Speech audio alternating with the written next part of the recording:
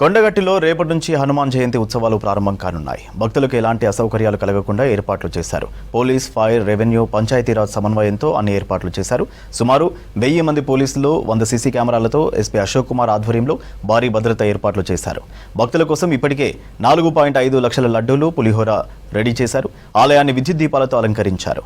మాల వితరణ కోసం ప్రత్యేక ఏర్పాట్లు చేశారు. సుమారు 2 లక్షల మంది భక్తులు వస్తారని అంచనా వేస్తున్నారు.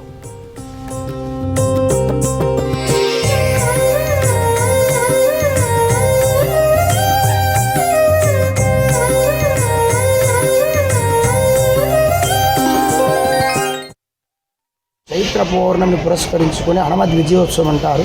దీనిని చిన్న హనుమాన్ జయంతి ఉత్సవం అని కూడా అంటారు.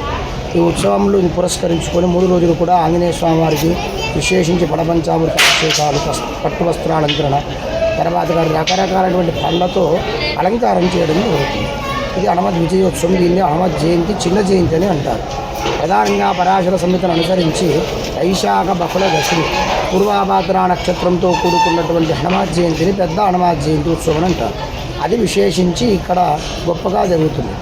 రామాయణం, భారతం, భాగవతం, ఋగ్వేదం, యజుర్వేదం, సామవేదం ఈ విధంగా అన్ని రకాలటువంటి సేవలు స్వామివారు చేయడంతో పాటుగా 3 రోజులు మూలమంత్ర హవనాలు, యాగశాలలు, అంకురార్పణం మొదలుకొని ఊంజల్ సేవరికి 3 రోజులు కూడా ఉత్సవాలు వైభవంగా జరుగుతాయి.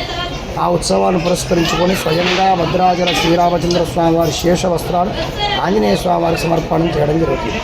ప్రభుత్వం వారు రామచంద్ర స్వామి తిరుగు కళ్యాణ మహోత్సవానికి వస్త్ర సమర్పణ చేస్తే ఆ ఆంజనేయ స్వామివారికి రాజు లాంటి వాడు కనుక అలాంటి భద్రాచల రామచంద్ర స్వామివారి యొక్క శేష వస్త్రాలు పెద్ద హనుమాన్ జయంతికి ఆ యొక్క రామచంద్ర స్వామివారి యొక్క దేవస్థానం వారు కొండగట్టు క్షేత్రానికి తీసుకుని రావడం జరుగుతుంది. ఆ వస్త్రాలను స్వయంగా రాముడే వచ్చినంత వైభవంగా ఎదుర్కోవడం కూడా జరుగుతుంది. రకరకాల కళా బృందాలతో ఎదుర్కోవడం జరుగుతుంది. ఎవరైతే చిన్న హనుమాన్ జయంతికి మాల ధరిస్తారో చైత్ర పౌర్ణమికి పెద్ద హనుమాన్ జయంతి వరకు 41 రోజులు అవుతుంది. వాస్తవానికి ధరించే పద్ధతి కూడా అదే.